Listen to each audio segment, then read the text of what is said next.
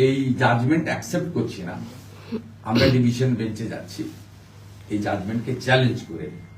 Division bench বিচার করলে ভালো, না করলে আরো অনেক দূর যাওয়ার জায়গা আছে, আমরা যাব।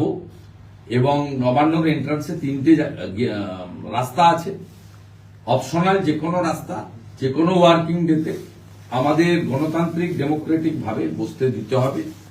আমরা ফাইল, ল্যাপটপ, আজকে যুক্ত হওয়া মোবাইল ফোন, রাজ্যের প্রশাসনিক কর্তৃ মুখ্যমন্ত্রী যেভাবে ডিজিসি চিফ সেক্রেটারিকে নিয়ে তার প্রাইভেট সেক্রেটারি গৌতম সান্যালকে নিয়ে চুরি করেছেন, এর জন্য আমাদের লড়াই আমরা করব। এবং ওরা চোরের মতো গেছিল কর্তব্য ভবনে, আমরা বুক ফুলিয়ে যেতে চাই, দিনের আলোয় যেতে চাই, জানিয়ে যেতে চাই। তাই সিঙ্গেল বেঞ্চের জাজমেন্ট অ্যাকসেপ্ট করে নবান্নর পিছনে মন্দির তলায় আমরা বসছি না, আমরা নবান্নর সামনে বসার জন্য 200 মিটার দূরে বললেও আমাদের আপত্তি নেই।